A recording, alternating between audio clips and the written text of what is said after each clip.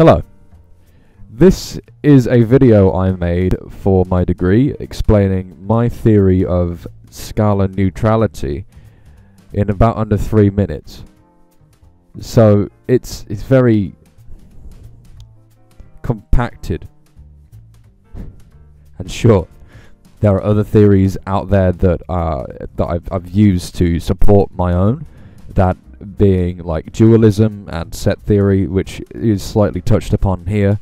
I'm not very good at maths. I'm a musician. If anything's wrong or you have any thoughts on this theory, just leave it in the comments and I will talk about them. This theory isn't watertight at the moment. It's definitely got its problems. But yeah, I'd like to thank anyone who's helped me along the way with this. It's been really interesting. I've found a lot of things and learned a lot of new stuff. It's been really cool. Thank you very much. And without further ado, here is the video. In this video, we'll be looking at how to further apply scalar neutrality. It is worth noting that there was an essay with this as well, so I'll be breaking down some of that in here as well. We're going to take the iconic riff from Miles Davis's So What,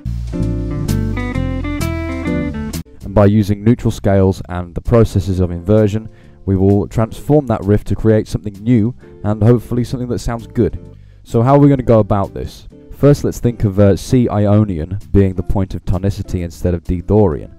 Then we can use our modal interchange chart to generate our neutral scales and our inverse scales for C Ionian. Okay, already another side note, we use the modal interchange chart to generate the neutral scales by going downwards diagonally, and that's how we find them.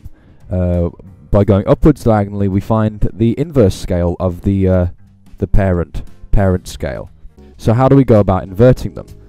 We can do this using the circle of fifths like we do in the scalar neutrality primer, flipping it over its fifth axis. We're using the same axis for all these scales, as C Ionian and G flat, Mixolydian flat 5 are a tritone away from each other. Or we can use pitch class space. So in pitch class space, the fifths axis is actually an axis of 3.5. So we draw our axis from 3.5 to 9.5, 3.5's inverse. So we can do the same thing that we do on the circle of fifths here, by way of using the axis just to match up the notes on the inverse side. However, if we want to be a bit more accurate, we can use the pitch classes from the scales and use a function of 2x minus y to figure out the inverse pitch classes. For this we can also use mod 12 to make sure all of the pitches fall into the same octaves. So here it is for C Ionian to get to G Phrygian, and here it is to get G flat Mixolydian flat 5 to D flat Hungarian minor flat 7. So now that we've generated our parent scales, our neutral scales and our negative scales, here's how we're going to apply them. As we already know the notes of the riff for So What, we can use zero step interscalar voice leading to figure out what notes we are going to play in these new modes.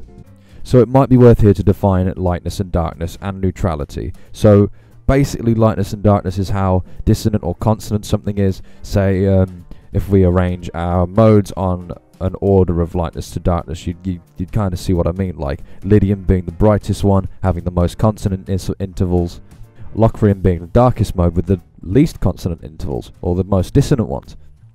So something that's neutral will be in the middle, say like Dorian, but when we generate our true neutral scales, we can also see different trends. Say when we represent them geometrically in pitch class spaces such as the circle of fifths, we can see that if we take Ionian and Phrygian for example, Ionian lands on the fifth side and Phrygian lands on the fourth side, the fourth side being the darker side of the circle of fifths.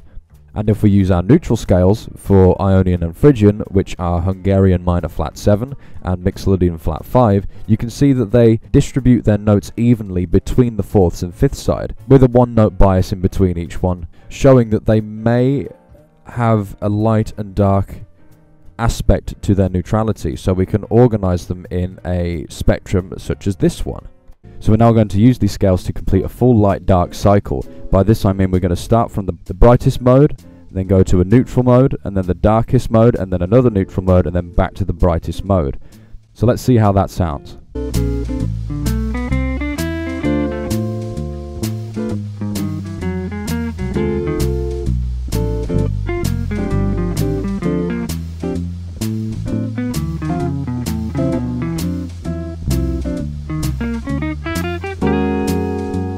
At this point it may sound a bit sparse, so let's apply these phrases into our playing in a more improvised fashion.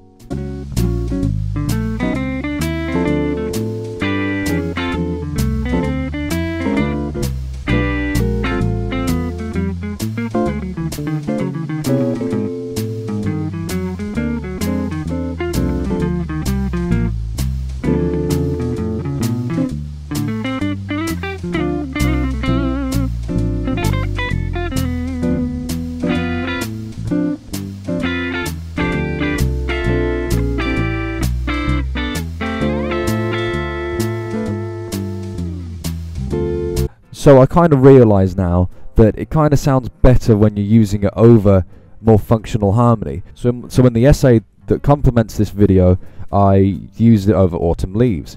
So yeah, I'll show you how I did that. So in Autumn Leaves we're using B flat, so if we take B flat and invert it over its fifth axis we get F Phrygian, and the neutral scales would be E Mixolydian flat 5 and B Hungarian minor flat 7. So for the first major 2-5-1 we're using these scales and using the first motif that we get in Autumn Leaves and using zero-step interscalar transposition to transform those notes and moving them over to these scales.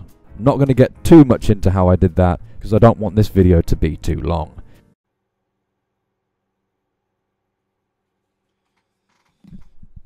This is a late editing footnote. If you're wondering what zero-step interscalar transposition is, or why are these scales being transposed by a tritone, or why is this content so dry, why does it burn to P, then I'll link the essay somewhere or do another video on it. In the 4 bars after that we can now think of G minor as being our point of tonicity. So we use G minor, A flat Mixolydian its inverse, and then the two neutral scales that come with these scales, Mixolydian flat 2 and D flat harmonic minor, which are the two neutral scales. So in this example I'm going to use the process of transformation, and I'm also just going to play the scales a little bit.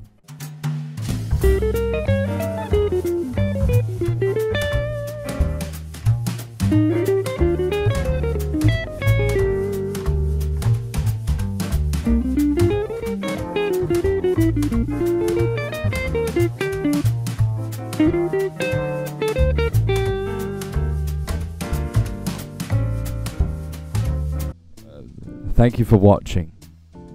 Like and subscribe. This was horrible.